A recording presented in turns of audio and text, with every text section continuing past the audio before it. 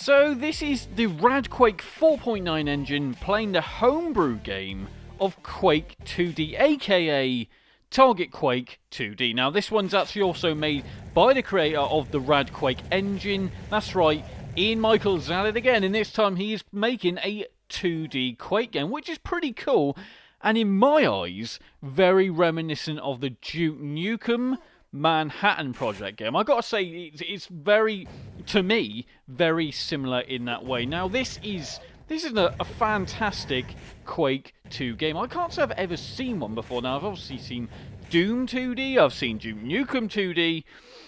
Now we're seeing Quake 2D on the Sega Dreamcast. That's right, we love this console. Now it is very reminiscent of Quake 1 in its art style. It's very, very similar.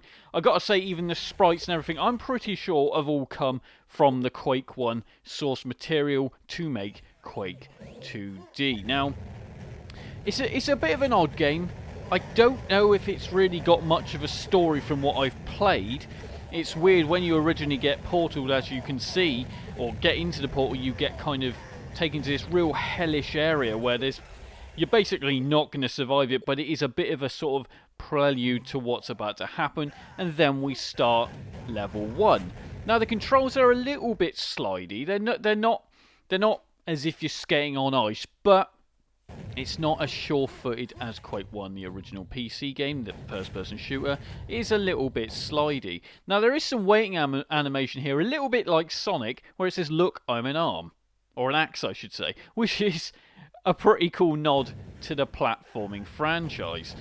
Now, when we talk, is this a good game to play? I would say it is. This is a great platformer, and to be honest, like I said, I've never seen this before anyway, or never seen a platforming Quake game before. This is good for a first attempt. Now, I don't know if there's going to be much more development on this. I'm sure there is, because let's face it, Ian Michael always, he doesn't stop at one project. He keeps going until it's finished. Now, like I said, this is using the Rad Quake 4.9 engine.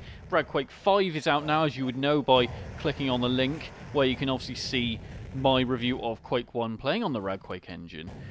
And, this shows that pretty much anything can be done with Ian Michael's engine. At the end of the day, there is endless possibilities when we see what we can do with his engine. Now, obviously, this is, like I said, this is a fun game, and I would recommend it for all the Quake fans out there, but would I play it over and over again? I'd say not at this point. It doesn't mean it's a project which is going to go down the pan. This is a nice looking project. It's very reminiscent in the sense of pushing buttons. The enemies are all the same, the sound effects are all the same. Is there any bugs? Yeah, there was only one bug where I got stuck in a wall, as you can see here. I've notified Ian of this and he will fix it accordingly. Now like and subscribe, and I'll see you all soon.